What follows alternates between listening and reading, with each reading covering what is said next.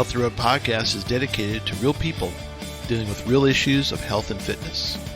Gary shares his own journey, brings on experts that can help us tackle our struggles and celebrate our triumphs, and to get us on and help us stay on the healthy road.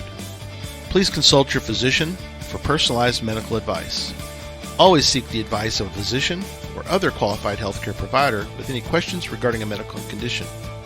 Never disregard or delay seeking professional medical advice or treatment because of something you have heard on this podcast. And now let's travel down that healthy road.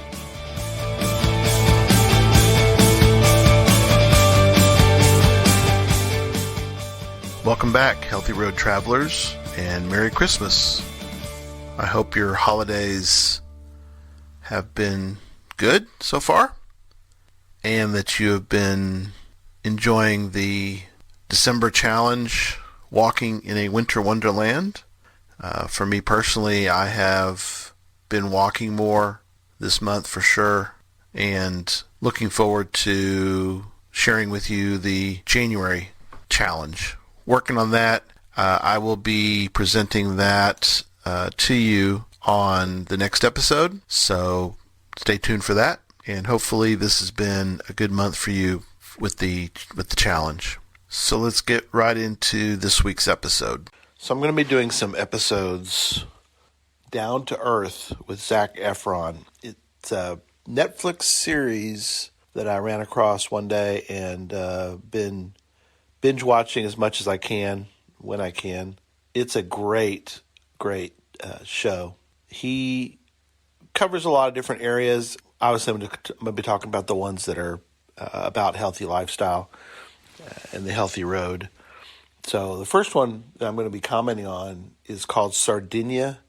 He and his buddy go to the island of Sardinia, and they talk about people that have lived a long time, and trying to determine why the people on this island have lived as long as they have, past the normal mortality rate for humans, and trying to determine what they do that would cause them to live longer. So that's where we're going to be going with this. I'm going to be stopping and starting as I'm going to rewatch this episode and commenting on it. So I would encourage you to go watch that episode on Netflix, Down to Earth with Zac Efron on Sardinia, and then afterwards you can come back and you will have sort of a context of this episode. So there you go.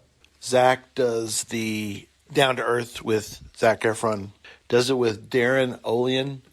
Darren wrote a book called Super Life. He is a wellness expert, and he provides sort of that nice counter to Zac, who's sort of learning.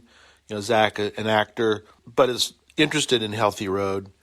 Darren has sort of been down a lot of that. So the two of them together make for a great team for these episodes on Netflix. So the fascinating thing about Sardinia, Italy, Sardinia is in what's called a blue zone. Blue zone is a area of the world with the highest concentration of centenarians. A centenarian is a person who's lived to the age of 100. So there's the background on that. So one of the fascinating aspects of this particular blue zone is that the folks that live there eat only a little bit of meat, and they use lard in their like minestrone soup and things like that. They also eat mostly vegetables, and they are locally grown vegetables, so we're not importing a lot here for those items that they're eating. So what they're finding is that a high-protein diet can cause the body to be more susceptible to cancer, and it turns on what they're calling a TOR gene. It's short for target of ropamycin. TOR is a regulator of cellular growth in the body. So when you're young, you want that gene turned on because you're growing. Once you get past the age where you're no longer at that growth point, then you don't really want that TOR gene constantly turned on. And so what happens is that when you get older, then you kind of don't want that, even though in the United States, one of the diets that is obviously very popular being the keto or the low-carb lifestyle. I'm not really going to be able to judge one or the other. Again, I'm not a doctor. I don't have that specialty. So my goal, though, is to give everybody at least the education, things that I've come across that we have found with others that have some expertise. So that's that point. If what you eat is something that you're going to need to determine, but food for thought, pun intended, that you need to investigate what is best, and to kind of know what some of the folks that are discussing it, why they're discussing why it is. I've heard good arguments on both sides. I don't know, if one is better for you than the other. I think that's more of a personal decision between you and your doctor. But you need to weigh all possible answers. And so my opinion for you is that you don't just listen to one person tell you one thing and they tell you it's the greatest thing in the world. I think it's best that you investigate fully and understand fully. And so for this episode, we're looking at things that they have studied on longevity. And so that's why this is coming up in this episode. So there you go. They interview a lady named Liliana. Liliana is 98 years old, and her husband lived to 103. The interesting thing, too, is they discuss with her, about things that she does, her lifestyle, and how she's lived to this age. And one of the things they comment on is that there could be some environmental factors as well, which I think we'll see later in the episode. The interesting thing is they give her a cognitive test, which also I think is fascinating to find out how are the centenarians doing. They commented on that many of them have some cognitive decline, which we would think at that age. But many have more severe declination than others. They gave her a test, and she was able to do a lot of the items on the test that they ask. Putting the numbers on a clock without having any reference to it, so you have to remember it. Draw some other shapes. I'm sure there's other parts to that they didn't show in the episode, but she's able to do all that. Very lucid, even at that age, is really key. It's one thing to live long, but you want to live long well. So you want to be able to not just say that you made it to 100, but you want to sort of know that you made it to 100 and let people, and to live a not only long, but a healthy and full life. So that was fascinating. So they meet with Francesco. He is 97 years old, and he still walks every day. And so they go with him on really in Sardinia, it's not flat. So they go on a long walk, fairly long walk. I mean, you would think a 97-year-old person wouldn't be able to walk as far as he does, but it's up and down. Again, not flat, so upstairs and downstairs and upstairs in the community. And they end up at a bar so for some wine. So there you go. That's That's Francesco. Next, they sit down for a meal. Apparently, one of the main soups in Sardinia, minestrone soup. Traditionally, back in the day, they would use it as a way to use leftovers to finish not to waste food. So you would take that and put it into a soup, make a soup out of it, minestrone soup. So they sit down to eat the meal for the minestrone, and they talk a little bit about how in the United States we have become very carb phobic. We've started to put different foods as either good or bad. And so we've got the, carb bad, protein good, and then fats bad. Well, now good again. So it's like this weird thing that we've gotten into in our culture where, we treat everything with this attitude of it's either good or bad. Whereas what they're finding is that in these blue zones, traditionally, the problem isn't sugar or fat or carbs or protein. It's not looking at that from that perspective, but from the perspective of you eat too much, it's bad. When you don't eat enough, it's bad as well. You want to eat. There's a moderation point that they have found that these folks that have lived to 100 follow.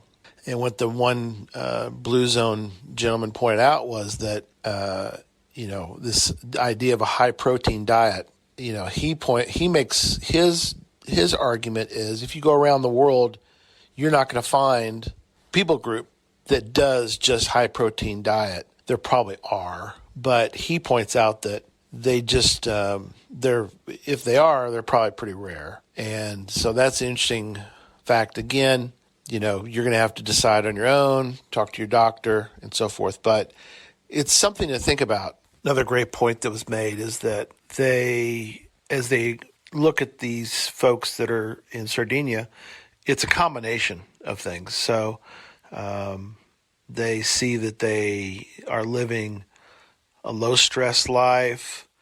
They're staying active into older age, so they're not sitting in front of a TV all day or a video game or whatever. Their secret to long life is a combination of all these items put together. So that is kind of another perspective that that they're investigating, which is this idea that there are a lot of common factors, but they're seeing it as a combination of factors that are creating this environment for them that helps with the long life. Next, they go to visit with folks that are the oldest profession in Sardinia, which is shepherding. And they talk about how shepherds could be another factor in how some of the centenarians live and some of the shepherds, because they walk a lot. So they're walking several miles a day because it's a lot of labor to move your flocks and to keep track of your flocks. To augment what we've been discussing, there is a website called bluezones.com that I suggest to go check out. Got some articles, recipes, some other information, and they have been doing Blue Zone projects in some different American cities. So I have some information about the Blue Zone project that is going on in Fort Worth, being the closest major city that was listed on there to me. So here's some statistics that they have been gathering as they've been working on this Blue Zone project. 31% decrease in smoking, reducing smoking rate to 13.5%. Wow, it still seems high to me. Well, anyway, 9-point increase in residents who exercise at least 30 minutes 3 or more days of the week is now at 62%. overall 2018 well-being index score rose to 62.5, a gain of 3.7 points or 6% since 2014, and that earlier number also translates to $20 billion in lifetime reduced smoking value.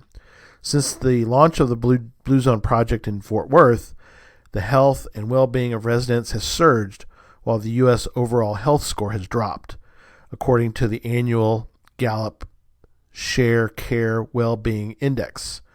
Fort Worth's overall 2018 well-being index score rose to 62.5, a gain of nearly 4 points since 2014, when the city began working with Blue Zone's project.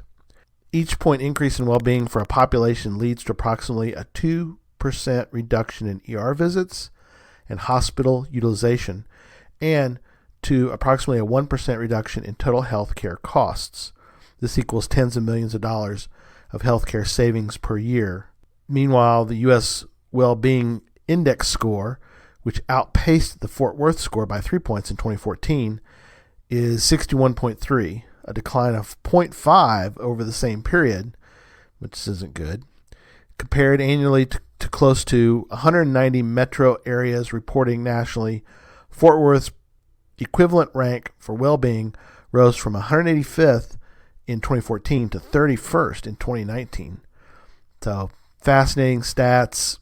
This program appears to be working, and we are going to be doing more investigating of the Blue Zones project, hoping to have on a Blue Zones representative soon to discuss this in more in-depth and more expert analysis.